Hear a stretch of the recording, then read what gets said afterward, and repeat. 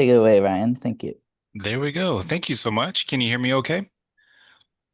Awesome. All right. Thank you for having me this morning. I really appreciate it. Again, my name is Ryan Dunwoody, and I am the Grants Recreation and Interpretation Program Director with Missouri State Parks. And I just wanted to give a quick overview on the Missouri Statewide Comprehensive Outdoor Recreation Plan, or SCORP, which was recently updated. So, for those of you that might not be aware, the SCORP is a federally required planning document that has to be updated on a regular basis in order for the state of Missouri to receive Land and Water Conservation Funds, or LWCF grant funding. And those federal funds are available to local government, city, county, or public schools across the state for the purpose of acquisition and development of public outdoor recreation areas and facilities. Now, the planning document itself, really its main purpose is to evaluate the supply and demand of public outdoor recreation across the state. It identifies goals and priorities based on statewide recreation needs. And then finally, it really establishes a mechanism for awarding those LWCF grant funds to eligible entities. So that comes into play in the grant application process as well as the scoring of those grants. Next slide, please. Oh, back one. There we go. Thank you. Around 2025, so early last year, Missouri State Parks, we actually partnered with the University of Missouri to update this planning document. It's a very extensive planning document, and Mizzou was essential in overseeing public input through two surveys, just general plan updates, and also coming up with statewide recommendations and goals. So those two public surveys that actually went out was one, a resident survey, which was available to all citizens across the state of Missouri. And then there was also a recreation provider survey that went out to local, state, and federal recreation partners. Once we've received those survey responses, the Mizzou actually conducted a importance performance analysis, which really just mapped out those respondent perceptions of how something is versus how well it is being performed. And that is broken down into quadrants. So we have areas of concentrate here, keep up the good work, low priorities, and then possible overkills, which we'll see here on the next slide.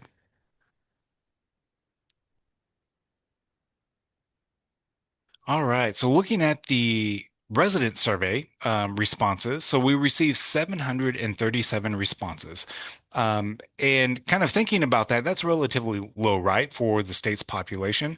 But statistically speaking, we did hit that 95% confidence interval, which is important. Now, looking at that importance performance analysis there to the right, it's really difficult to read, I know, and apologies for that. But it's really comparing amenity satisfaction and importance identified by the general public. And so, where residents across the state really think that we should be concentrating our efforts in terms of recreation amenities is accessible playgrounds, paved bicycle trails, and fishing docks and accesses. And then where they think we should keep up the good work, so continuation of our good efforts. We have walking trails, nature areas, jogging and running trails, campsites, campgrounds, playgrounds, picnic areas. And then on the lower quadrant, we have low priority and then possible overkill. So there's a lot of various amenities there, and I won't go through all of them, but I just want to call out a few. We have community gardens, dog parks, disc golf courses, boating access, as well as zip lines and rope courses. So please keep those in mind as we go to the next slide. But before we do that, if you could go back one, yeah, thank you. We asked an open-ended question for preferred amenities. And what we saw the most in those open-ended questions in terms of preferred amenities from the public were rock climbing facilities as well as horseback riding trails. So very interesting input there. All right. For the recreation provider survey, we received 319 responses. Now, looking over at that importance performance analysis, you might begin to notice there is some similarities, but then also some significant differences. So, where recreation providers think we should concentrate our efforts is in the development of pickleball courts, disc golf courses, splash pads and spray gardens, and dog parks.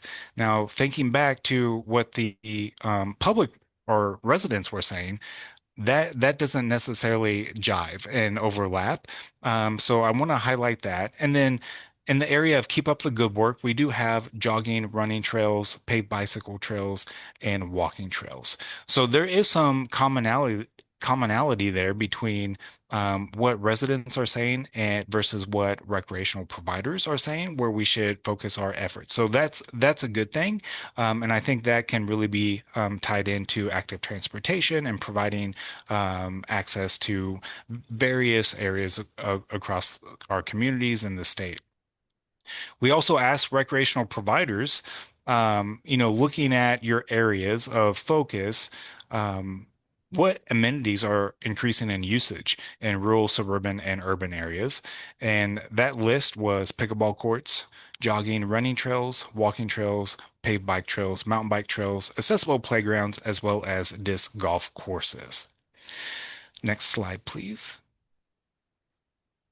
So these results really underscore the value of having a continued dialogue between our residents and the public, from res uh, uh, sorry, a recreational provider standpoint, to ensure that we are meeting those needs of the public, and not necessarily chasing trends or introducing any biases. I am happy to say that there was some commonality and overlap between what the public was saying and what recreational providers were thinking, and that really related to trail usage.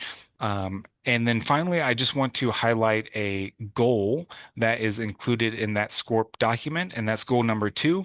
And it suggests that we expand Missouri's trail system and promote trails as essential to active and healthy living. There's three objectives that I want to call out. Objective 2.2 suggests that we invest in diverse trail types. Objective 2.3, establish trails that connect to parks, downtown areas, business districts, schools, and our neighborhoods. And then 2.7 suggests that we leverage RTP or Recreational Trail Program funds, which Missouri State Parks also administers, funding for those projects to upgrade existing trails to meet ADA standards and improve overall trail safety and usability. Next slide, please. So if you would like to read the SCORP, that updated planning document, there is the URL there. Also, if you Google Missouri State Parks and SCORP, that planning document should come up as well. I'll put my contact information in the chat. So if there's any questions, please feel free to reach out to me. I'll be happy to talk to you. And just thank you again for having me on this morning, and happy holidays.